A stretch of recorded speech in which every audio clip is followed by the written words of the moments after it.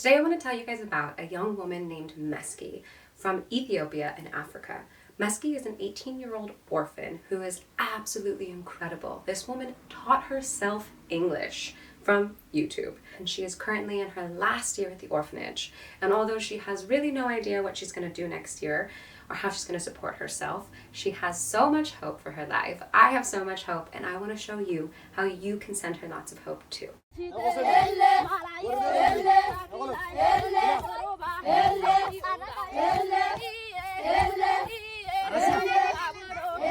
So back in March of 2023, I went to Ethiopia in Africa to film a documentary. For me to explain a little bit about Ethiopia, for those who don't know Ethiopia in Africa, it is a very impoverished country. It is a pretty poor country. Really, it's pretty much desert. Most of it is really dry. And there's like one city that's more modernized. It's the capital city, which is where I was when I met Meski, and that's where her orphanage is. It's called Addis Ababa. And so as I was traveling throughout Ethiopia, I did not know a lot about the country, and so I slowly got to know it. I spent about a month there.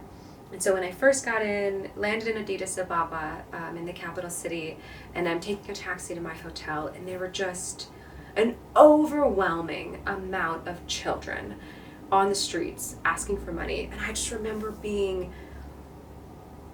heartbroken. I'm always so excited and so intrigued to see a place when I first land. And so I'm just looking out the window and just getting all of these children asking for money, asking for help, asking for anything.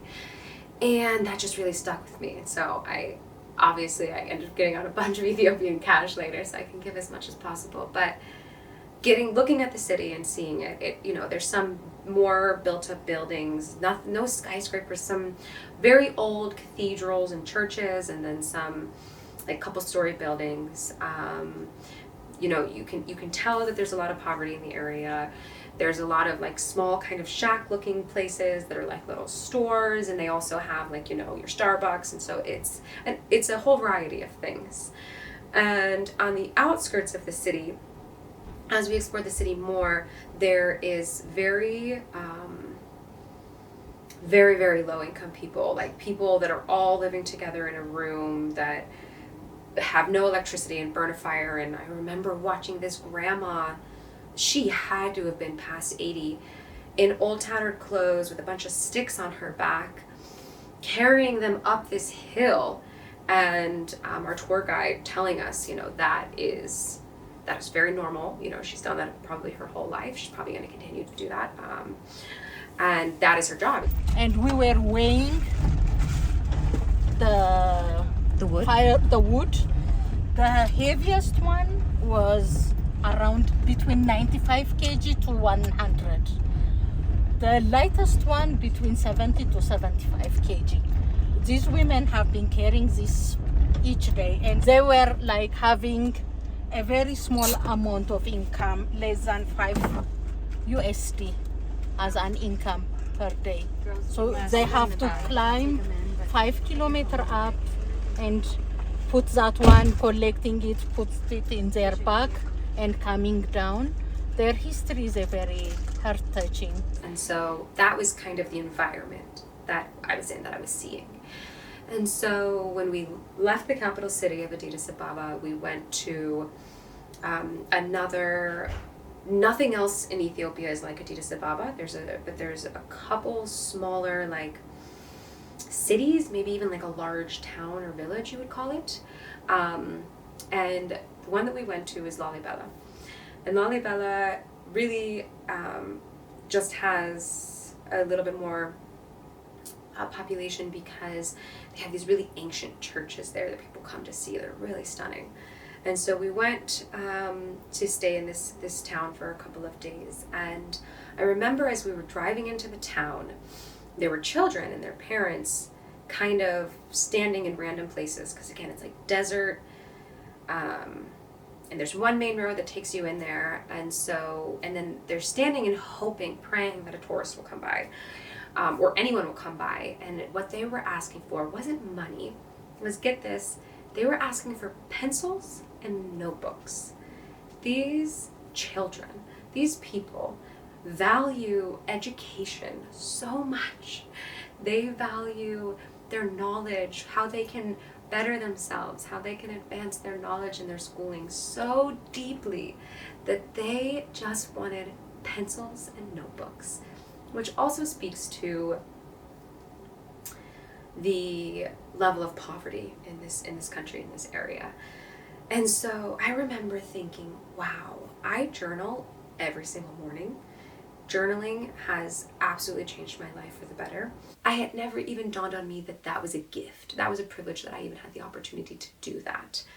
And so these children, these people, they just wanted the ability to write, to express themselves, to higher their education. And I remember being mind blown about that. Needless to say, my group and I, we went to the only tiny little store in this whole village. We bought every notebook and pen, and we handed it out to everybody. But my point is that even though these people did not have a lot, they were incredible. Everyone was smiling. Everyone will give you anything they can. They will sit down and have genuine, real, loving conversations with you if they can, if they speak English. I remember walking the streets of the town Lalibela, and people would stop. I mean, they didn't have cars, they had like bikes, or maybe they had little tuk-tuks that they would, like tiny little cars that they would try to drive around and sell like taxi rides in, or people that were walking, usually carrying things for work, or women with baskets on their head. And they would stop and they would smile and wave, and all the kids would be like, hello, hello. Hello. Hello. Hello. Hello. Hello. Hello. And they were just so excited. They were just genuinely amazing people, kind, loving, friendly, good people that just wanted to say hi. They just wanted to connect. And if they did speak English, I had some of the most incredible conversations with these people.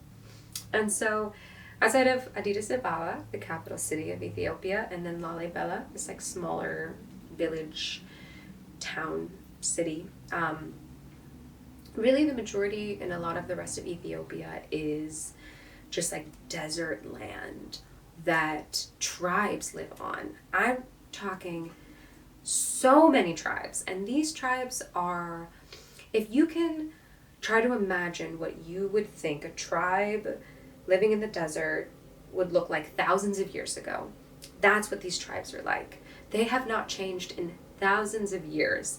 They have the same culture, the same language, the same way of living for thousands of years. And so we went around all of Ethiopia, and we visited 6 different tribes, and all of them have a different language. They all have a different culture. They have all of a different way of living and doing things. And it was mind-blowing to me that so many tribes, so different, but from each other, but had been the same for thousands of years. I mean, cultures and events like I had never experienced before.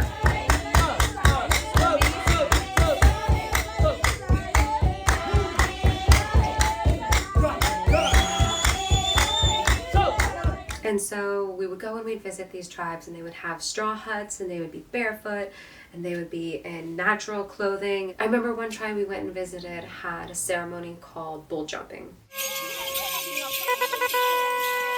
where the man, in order to be capable of marriage, he had to prove himself by physically jumping over a certain amount of bulls.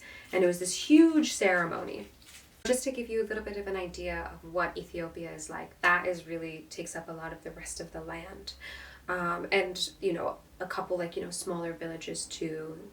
And so towards the end of my visit, I had the absolute pleasure of going and visiting this orphanage there in Addis Ababa, in the capital city of Ethiopia.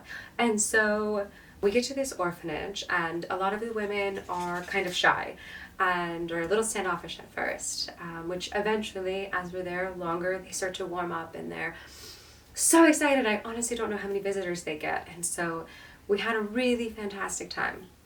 And I really wanted to see the whole space. And so one of the facilitators introduced me to this beautiful, wonderful woman named Meski. And she was one of the few who actually spoke English. So she gave me a tour. And get this woman speaks English because she taught herself English off of YouTube, to higher education, to take her own action, her own motivation. And I was instantly just blown away by this young woman. She is intelligent, she is poised, she is so kind, so sweet, so honest, so brave, so gentle but strong at the same time. Her English was really fantastic. She loves, God. She loves her friends that she has, and she doesn't have a lot, but she's so grateful and so kind and so loving. And so she's giving me this tour, and we're getting to know each other. She's introducing me to everybody, with just so much love and so much joy in her heart. And she's teaching me about her culture. She's teaching me about the language. She's telling me about her life. She's asking questions about mine. She was so curious. She just wanted to learn. She just wanted to know about life. And you can tell that she had been in the orphanage her whole life. And so at the end of my visit, I end up asking the facilitator if it's okay if I exchange contacts with Meski. I would really love to stay in contact with her. She just became one of my good friends instantly. And so I got the facilitator's approval. And so Meski and I exchanged contact. Ever since then, we have stayed in contact for months and months now. Sending photos and FaceTiming and videos and messages, and to the point that even one day she asked me if she could call me sister. And I was so touched by this. And it also dawned on me that this woman, this beautiful, incredible woman, literally, and she told me this too, has no family. She has nobody to talk to, nobody to love and communicate with outside of the women in her orphanage and the couple people she knows going to school. And that I was the only other person that she knew. And so I was like, of course you can call me sister. Like, I would love to call you my sister. And so we continue to stay in touch, and Meski one day reaches out and tells me it's her dream to go to college. How badly she wants to go to college. She really wants to go to college in Europe. Hello everyone, my name is Meski. I live in Orphanage. I'm 18 years old. I will be grade 12 on September. I would love to study Italy, UK, and Sweden, and Turkey. Doesn't matter any countries. I wish to get better education. My dream is to have my own business, tourism and promotion company. So if I get this chance, my dream is come true. So thank you so much. And so this woman is really doing everything she can to try to figure it out and to try to better herself. But of course, at the end of this school year, she will no longer have a place to stay in the orphanage. She has no idea where she's going to go. And so she's really teaching me how to be vulnerable and asking for help by asking for my help. And then I'm extending this to ask for anyone's help that feels called to. Looking for donations, or if anybody even wants to sponsor this incredible woman's full journey to go to college, a year, a semester, donate $10, and 100% of the donations go to this wonderful woman to help her go to school, to help her further her education and her life and her career. I honestly learned so much from Ethiopia and so much from the people. And so I was just absolutely inspired by the country that, again, really struggle with poverty, but are just, again, some of the nicest people I've ever met in my life. Really, really big shout out to the Ethiopian culture. They're really, really loving and beautiful.